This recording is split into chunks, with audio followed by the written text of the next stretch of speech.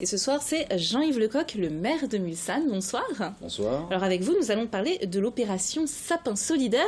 Alors commençons déjà par un petit retour en arrière. Donc en juillet 2015, un violent incendie a détruit donc 90 hectares de pinettes sur votre commune. Oui. Dans quel état est-ce qu'ils sont ces hectares actuellement? Alors aujourd'hui, tout a été coupé.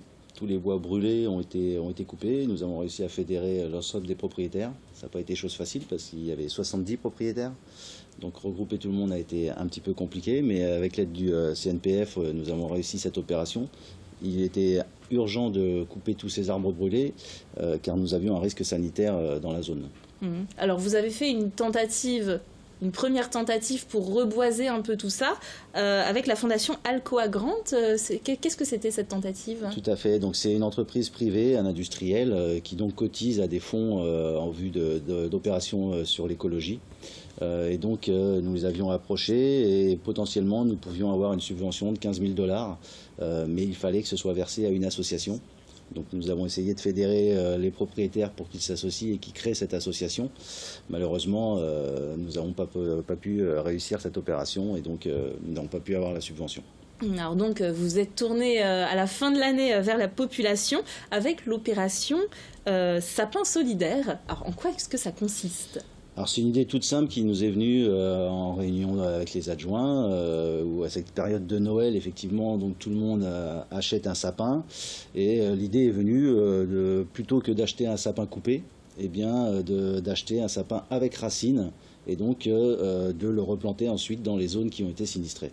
C'est difficile à trouver un sapin avec racines dans les magasins ? Non, c'est assez monnaie courante, on va dire, mais nous avons fait une information auprès de tous les pépiniéristes pour qu'ils s'approvisionnent justement un peu plus en quantité ces sapins. Et puis nous avons également donc des supérettes qui ont fonctionné. Le Carrefour Market de Mulsanne donc a approvisionné des sapins. Nous avons une fleuriste également qui en a approvisionné. Et puis nous avons prévenu tous les pépiniéristes autour pour qu'ils puissent recevoir comme il faut tous les administrés qui allaient venir acheter des sapins.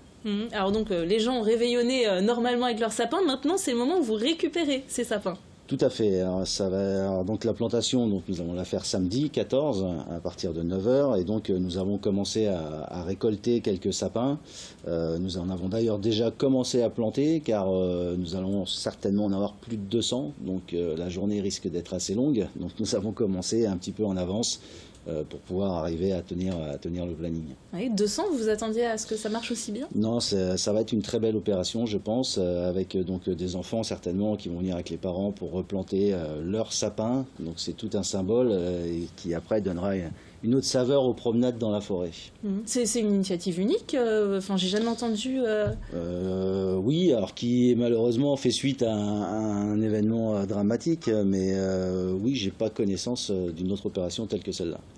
Et on est sûr que les arbres vont reprendre finalement, d'avoir été comme ça Il y aura forcément quelques arbres qui ne tiendront pas, qui reprendront pas, mais sur la quantité, on aura déjà gagné quelques années.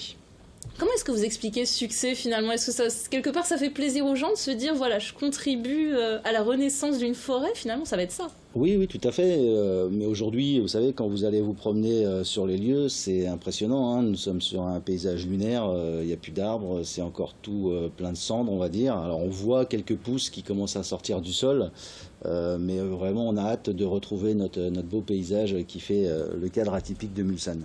Et est-ce que 200 sapins, ça va suffire à tout reboiser ? Non, ça suffira pas. On va probablement remplir une parcelle, plus une autre où on a demandé donc à un propriétaire s'il acceptait qu'on plante des sapins sur sa parcelle, chose qu'il a faite. Et donc on verra après à poursuivre et peut-être même réitérer l'opération l'année prochaine si ça fonctionne bien. Pourquoi avoir choisi de replanter à nouveau des sapins? Est-ce qu'il y a une raison particulière? C'est la zone qui est telle que ça. Nous avons des pins maritimes dans tout le tour de la commune. Encore une fois, c'est le cadre atypique qui fait un peu...